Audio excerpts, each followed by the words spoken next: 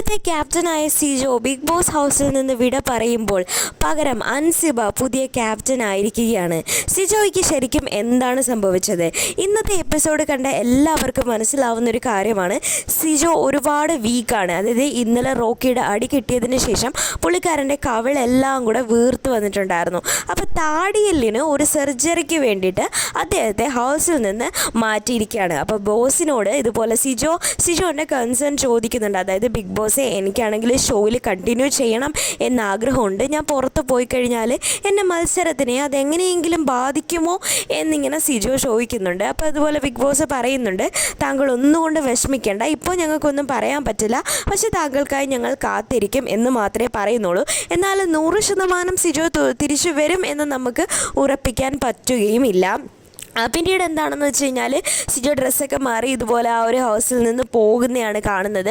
പോകുന്നതിന് മുമ്പേ ഇതുപോലെ ബിഗ് ബോസ് മുന്നറിയിപ്പ് കൊടുത്തിട്ടുണ്ട്, നിങ്ങൾക്ക് ബിഗ് ബോസിൻ്റെ ഒപ്പം തന്നെ ബിഗ് ബോസിൻ്റെ ആൾക്കാരെ നിങ്ങളുടെ കൂടെ വിടും. അതുകൂടെ തന്നെ നിങ്ങളൊരു കാര്യം ശ്രദ്ധിക്കേണ്ടതെന്ന് വെച്ചാൽ, നിങ്ങൾ പുറത്ത് ഹോസ്പിറ്റലിലാണെങ്കിലും ആരോടും ഒന്നും കമ്മ്യൂണിക്കേറ്റ് ചെയ്യാൻ പാടില്ല എന്ന് പറയുകയാണ്. എന്നാൽ റോക്കി ഇതുപോലെ സിജോയ്ക്ക് കൊടുത്തിട്ട് പോയൊരു പണി ഒരു വമ്പം പണിയായിപ്പോയി. നല്ല രീതിയിൽ പുള്ളിക്കാരൻ ഒരു ദിവസം കൊണ്ട് ആ ഒരു വേദന അനുഭവിക്കുന്നുണ്ടെന്ന് മനസ്സിലാക്കാൻ പറ്റുന്നുണ്ട്. അപ്പം റോക്കീൻ്റെ അടിച്ച ആ ഒരു ഊക്കെന്ന് പറഞ്ഞു കഴിഞ്ഞാൽ നല്ല ശക്തിയിലാണ് അടിച്ചിട്ട് പോയത്.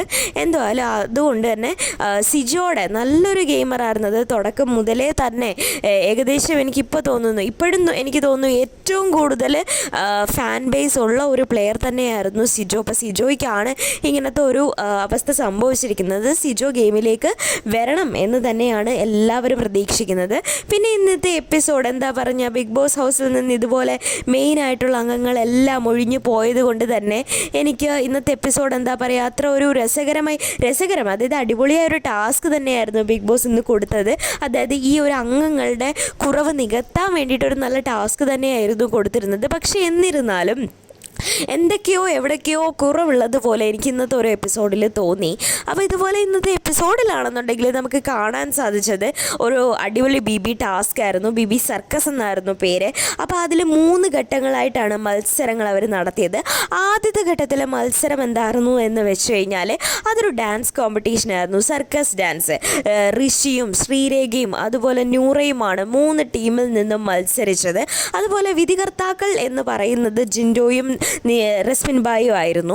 അപ്പോൾ ഇതുപോലെ തന്നെ ആ ഒരു മത്സരം ഡാൻസ് കോമ്പറ്റീഷൻ, അതായത് ഋഷിയുടെ ഡാൻസ് ഒന്നും പറയാനില്ല. അതായത് ഋഷി ഒരു പ്രൊഫഷണൽ ഡാൻസർ ആണെന്നുള്ള കാര്യം നമുക്കറിയാം. അതുകൊണ്ട് തന്നെ ആ ഒരു കിട്ടിയ ആ ഒരു പെർഫോമൻസിൻ്റെ ആ ഒരു ഗ്യാപ്പ് എന്ന് പറയുന്നത് ഋഷി മനോഹരമായി ചെയ്തു.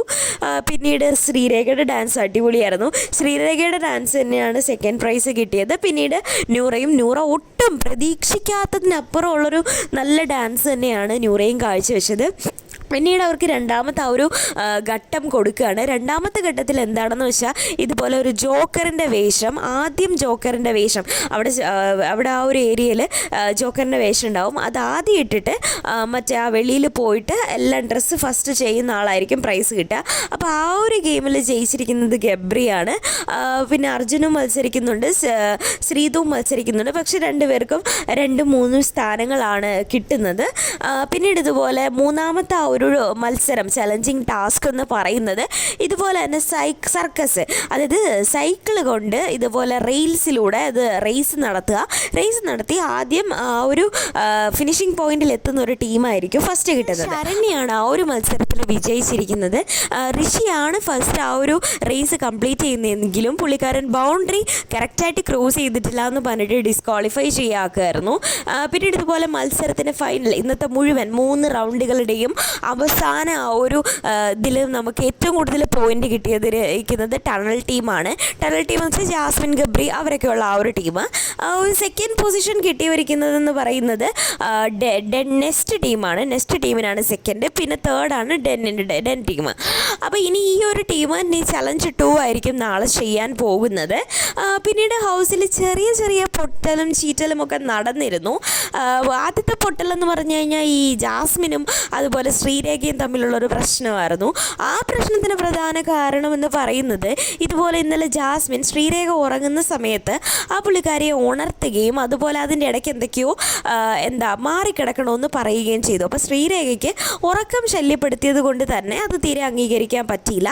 അവർ പോയിട്ട് കംപ്ലൈൻറ്റ് പറയുകയാണ്, ഇതുപോലെ ജാസ്മിൻ ചെയ്തു, അത് ശരിയായില്ല. അപ്പോൾ ജാസ്മിൻ്റെ വാദമെന്ന് പറഞ്ഞു കഴിഞ്ഞാൽ ശ്രീരേഖയുടെ കൂർക്കം വലിയ ഒട്ടും സഹിക്കാൻ പറ്റുന്നില്ല, ഉറങ്ങാൻ അസൗകര്യം ഉള്ളത് കൊണ്ട് മാത്രമാണ് അങ്ങനെയെന്നൊക്കെ പറയുകയാണ്. അവർ തമ്മിലുള്ള പ്രശ്നം കയർക്കുന്നുണ്ട്. പരസ്പരം അങ്ങോട്ടും ഇങ്ങോട്ടും ഓരോരോ ആവശ്യമില്ലാത്ത വാക്കുകൾ രണ്ടുപേരും പറയുന്നുണ്ട്. മാന്യമായ എന്നാലും വലിയ കയ്യാങ്കളിയൊന്നും ഇല്ലാതെ മാന്യമായ രീതിയിൽ ഒരു കോൺഫ്ലിക്റ്റ് അത് അവിടെ അവസാനിക്കുന്നുണ്ട്. അപ്പോൾ ഇതിനൊരു കൺക്ലൂഷനായിട്ട് പവർ ടീമാണെന്നുണ്ടെങ്കിൽ ഇന്നലെ അവരൊരു പുതിയ നിയമം കൊണ്ടുവന്നായിരുന്നു. അത് രാത്രി ഒരു 10 മണിക്ക് ശേഷം ആരും ഗാർഡൻ ഏരിയയിൽ ഇരിക്കാൻ പാടില്ല, ബെഡ്റൂമിൽ ഇരിക്കണം എന്നുള്ളത്. അപ്പോൾ അങ്ങനെ ബെഡ്റൂമിൽ വന്നിരിക്കുന്നത് കൊണ്ടാണല്ലോ ഇങ്ങനൊരു ഉറക്കം ഡിസ്റ്റർബൻസ് അങ്ങനൊരു പ്രോബ്ലം ഉണ്ടായത്. അതുകൊണ്ട് തന്നെ തിരിച്ച് അവർക്ക് ഗാർഡൻ ഏരിയയിൽ ഇരിക്കാം എന്നുള്ളതിൻ്റെ ഉള്ള ഒരു അനുമതി കിട്ടിയിരിക്കുന്നു.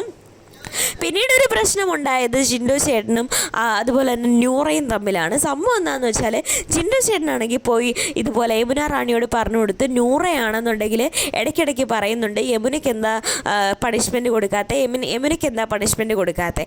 ഇത് കേട്ട പാതി കേൾക്കാത്ത പാതി യമുന പോയിട്ട് ഇത് ന്യൂറയോട് ചോദിക്കുന്നുണ്ട്. പ്രശ്നം എന്താണെന്ന് വെച്ചാൽ ജിൻഡോ ഓൾറെഡി ന്യൂറയ്ക്ക് ഒരു പണിഷ്മെൻറ്റ് കൊടുത്തായിരുന്നു. പണിഷ്മെൻറ്റ് കൊടുക്കാനുള്ള കാരണമെന്ന് വെച്ചാൽ ഇപ്പോൾ ഇങ്ങനെ ഓൾറെഡി നിയമങ്ങളിൽ പറഞ്ഞിട്ടുണ്ടായിരുന്നു, അതായത് ഈ പറഞ്ഞ പവർ ടീം സംസാരിക്കുന്ന സമയത്ത് ഇടയ്ക്ക് കയറി സംസാരിക്കരുത്. അപ്പോൾ ഇടയ്ക്ക് കയറി സംസാരിച്ചത് കൊണ്ടാണ് ന്യൂറയ്ക്ക് പണിഷ്മെൻറ്റ് കിട്ടിയത്. അപ്പോൾ അതേസമയം യമുനയും ഇടയ്ക്ക് കയറി സംസാരിക്കുന്നുണ്ട്. അപ്പോൾ യമുനയ്ക്ക് ഇടയ്ക്ക് കയറി സംസാരിച്ചിട്ട് പരാതി കൊടുക്കാത്തത് എന്ത്, അല്ലെങ്കിൽ യമുനയ്ക്ക് പരാതി കൊടുത്ത് അതുപോലെ തന്നെ എന്തുകൊണ്ട് ശിക്ഷ കൊടുത്തില്ല എന്നുള്ള ഒരു ചോദ്യമാണ് ന്യൂറ ചോദിക്കുന്നത്. പക്ഷെ അങ്ങനെ ചോദിച്ചിട്ടേ ഇല്ല എന്ന് ന്യൂറ പറയുന്നുണ്ട്.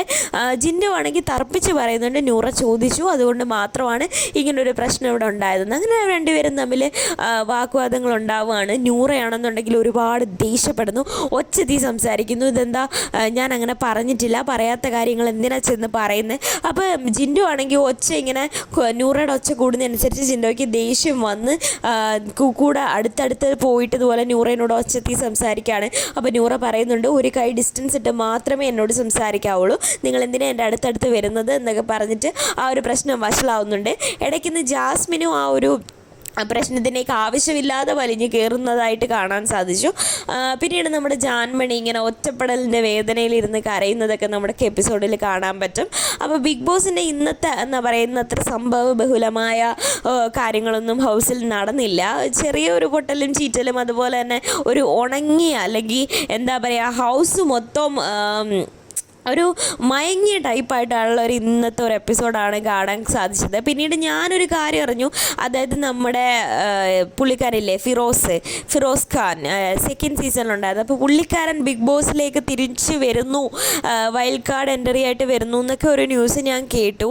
അത് എത്രത്തോളം സത്യമാണെന്ന് എനിക്കറിയില്ല. പക്ഷേ എന്തായാലും വൈൽഡ് കാർഡ് 2 പേരെങ്കിലും വന്നില്ല എന്നുണ്ടെങ്കിൽ ഹൗസിൻ്റെ ഭാവി വളരെയധികം മോശമായി പോകും. കാര്യം നല്ലോണം കണ്ടന്റ് തരുന്ന ആൾക്കാരൊക്കെ ആ ഒരു ഹൗസിൽ നിന്നിപ്പോൾ പോയിരിക്കുകയാണ്. അതുകൊണ്ട് ആ ഉറങ്ങിക്കിടക്കുന്ന വീടിനെ ഉണർത്താൻ നല്ല നല്ല പ്ലെയേഴ്സ് വരും ദിവസങ്ങളിൽ നല്ല നല്ല മത്സരങ്ങൾ അവിടെ നടക്കുമെന്ന് പ്രതീക്ഷിക്കാം. അപ്പോൾ നിങ്ങൾക്ക് എൻ്റെ റിവ്യൂ ഇഷ്ടമായെങ്കിൽ എൻ്റെ ചാനൽ സബ്സ്ക്രൈബ് ചെയ്യുക, സപ്പോർട്ട് ചെയ്യുക. Thank you, bye bye.